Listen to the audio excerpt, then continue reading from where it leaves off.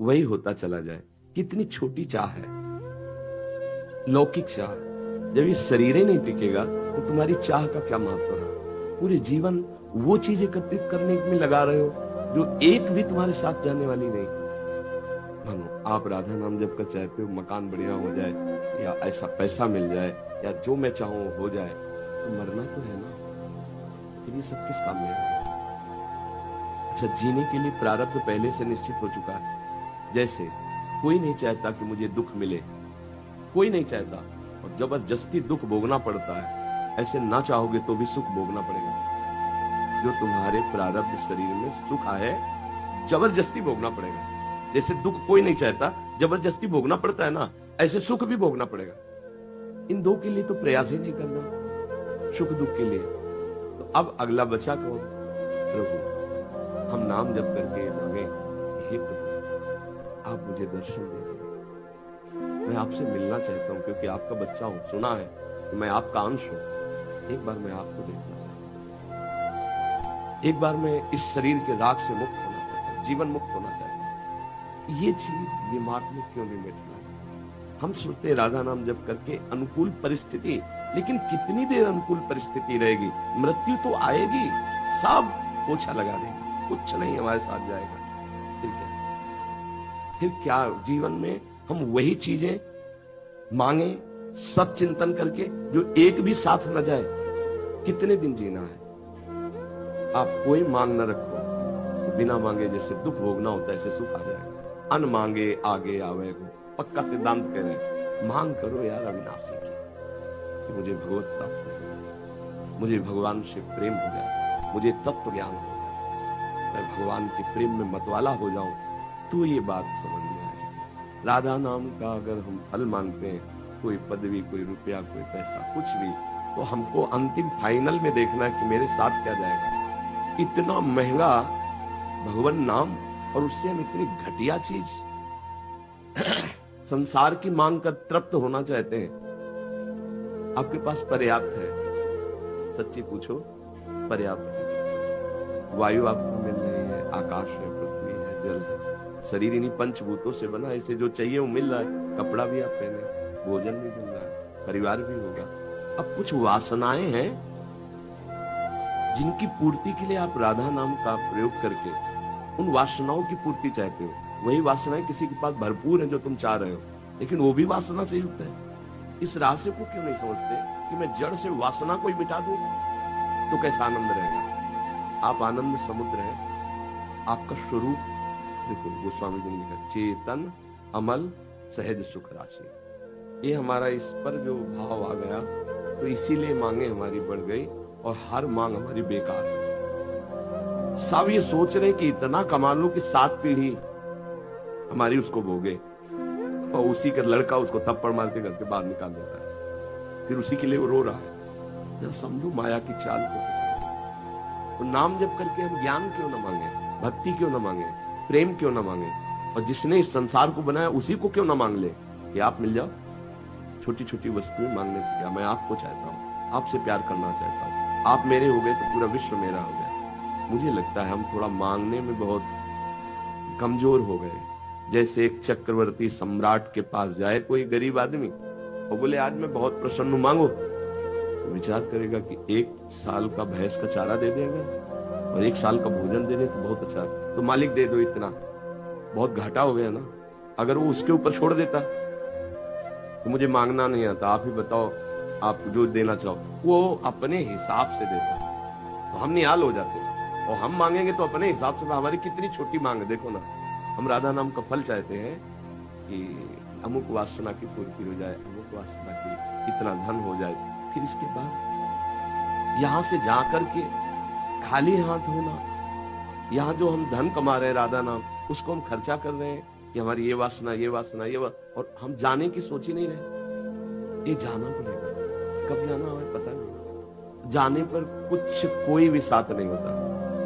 दुनिया में लाखों का मेला जुड़ा, हंसा जब जब उड़ा तो अकेला। कोई तुम्हारा यार नहीं, कोई प्यार नहीं, कोई मित्र नहीं, कोई वस्तु नहीं, तो ये नाम तुम्हारे साथ जाएगा। इसे चुरा लो, छुपा लो, इसे भागवतिक बैंक में जमा कर लो, सुख वैसे ही तुम्हें घेर लेगा।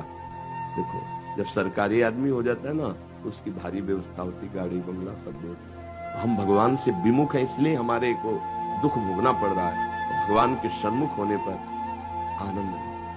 ये भजन हम इसलिए नहीं खर्चा कर रहे कि हम सुख पूर्वक जिए, नहीं, ये तो भोग है, भोग लेते हैं, आज नहीं तो कल शरीर छूट जाएगा। पर जो हमारे पास धन है, नाम, ये आपको भी सुखी कर रहा है। ये जो आप आए हो, आप फिर ही नहीं जाओगे, लेके जाओगे। पर यहाँ का देना ऐसा नहीं है। तेरे दरबार की आली निराली शान ये देखी, सखावत खुद तेरी गलियों में चक्कर काटते देखा, फैलाया हाथ जिसने तेरे दरबार में आकर, तुझे देते नहीं देखा मगर झोली भरी देखी। मेरी अलबेली सरकार राधा रानी किशोरी जी गुरुदेव भगवान, जिसे आप आए हो, खाली नहीं है। कहीं भी हो, अगर एक शब्द भी श्रद्धा से सुन लोगे तो परिवर्तन हो जाएगा। ये होगा इस नाम का प्रभाव, ये आपका मंगल हो, आप सुखी हो। और वो नाम इतने परमानंद में हर समय रखता है कि अगर वो नाम का हमें परिचय न मिला होता तो वास्तविक जीते जी नरक था जीवन, नहीं था नरक जीवन। तो हम यही समझाना चाहते हैं कि नाम जब को खर्चा मत करो, उससे भगवत प्राप्ति कर लो, जिससे दुख जड़ से नष्ट हो जाए। हम छोटी मोटी कामनाओं में नाम को पूर्ण बेच दें, और वो कामनाएं पूर्ण भी हो गई तो आखिरकार मरना तो है ना, सब छूटेगा, सब छूटेगा। अच्छा, जीने की व्यवस्था की जिम्मेवारी भगवान की है, हर जीव की जीने की व्यवस्था की है। तो कर्तव्य कर्म करो, नाम को बचाओ प्रभु के लिए, तो मेहनत करके कमाओ शरीर पोषण के लिए। जो दुख सुख आवे चुपचाप सह लो, नाम रूपी धन तुम्हारा जमा है, वो तुम्हारा मंगल अपने आप करेगा। अरे नाम का तो इतना प्रभाव है। एक महात्मा गिरिराज जी की रोज परिक्रमा लगाते थे, 108 बार गोपाल शास्त्र नाम का पाठ करते थे। 108 बार गोपाल शास्त्र नाम का पाठ, लगभग 40 मिनट लगता है एक बार पाठ करने में। और भजनानंदी महात्मा, उनको लकवा मार गया, वो क्या पैरा लाए, हाँ।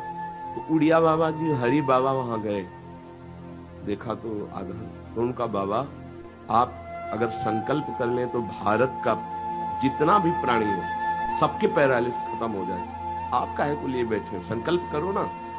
तो उनका, स्वामी जी मजाक क्यों करते हो, मच्छर मारने के लिए ब्रह्मास्त्र का प्रयोग नहीं होता। ये शरीर है, अपना भोग भोग लेगा, अभी हम प्रभु के पास चले जाएंगे, इसके लिए हम भजन थोड़ी खर्चा करेंगे। हमारे पास जो धन है वो जगत मंगल करने के लिए, भगवत प्राप्ति के लिए, भगवत प्रेम के लिए, वही हम आपको बताना चाहते हैं कि अगर आप इस बात को नहीं समझेंगे तो 4 दिन बाद आपके अंदर अश्रद्धा भी आ सकती है। हमें लगता है इन प्राकृतिक बातों में भगवान नाम को मत जोड़ो। ये एक प्राकृतिक प्रक्रियाएं हैं, ये सुख दुख आने जाने वाले हैं। हम भगवान की प्राप्ति के लिए भगवान नाम जप कर रहे हैं, हम दुख को जड़ से मिटाने के लिए। हमारा गोदाम जमा है पापों का, संचित कर्मों का। जब आप प्रयोग नहीं करेंगे तो नाम वहां आग लगा देगा, वो भस्म हो जाएंगे। जो तुम्हें दुख देने वाले, जो अभी तक पाप हुए, वो भस्म हो जाएंगे। आगे तुम्हें भगवत प्राप्ति हो जाएगी, आनंद मिल जाए। इसे अच्छे से समझा जाए तो हमें लगता है हमारी भक्ति और परिपक्व हो जाएगी।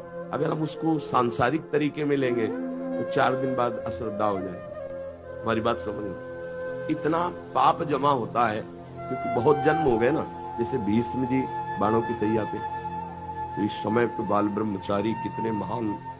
अब वो कह रहे हैं कि प्रभु मैं कई जन्मों को देख रहा हूँ, मेरे पाप ऐसे नहीं। तो भगवान ने कहा और आगे देखो। तो अपने लोगों को तो मानो रजिस्टर के रजिस्टर भरे रखे हो, तो भगवान ने सबको हटा दिया। अब इस जन्म में जो भोग ले, राधा राधा राधा राधा, जीवन मुक्त हो जाए। तो वही हम समझाना चाहते हैं कि नाम जप करो, दुख सुख को सहो। नाम जप को दुख सुख से मत जोड़ो, वो तुम्हारा अलग धन है। यहाँ का जीवन यापन करने के लिए मेहनत करो, जो नमक रोटी मिले चैन से खाओ पियो, और नाम को भगवान की बैंक में जमा करो। फिर आप देखो कैसा हृदय, आपको हृदय शांत, मन प्रसन्न। और यहाँ से खास बात है, जब हम जाएंगे तब आनंदित होकर जाएंगे। यहाँ मृत्यु का नाम सुनकर भयभीत हो जाते हैं। क्यों? क्योंकि तैयारी नहीं है। मरने की क्या तैयारी, कौन तैयारी कर रहा है? मरने की कोई तैयारी नहीं कर रहा, सब जीने की तैयारी में लगे। अरे इसके ऊपर ये बन जाए, ऐसा हो जाए, वैसा हो जाए, लाओ भोजन। भोजन आया, कवल नहीं खा पाए, मर गए।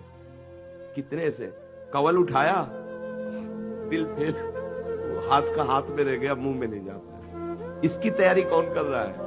तो हम इसकी तैयारी में लगे। आप सब इस बात को समझो कि आपका परम मंगल भगवान के नाम से होगा। आपको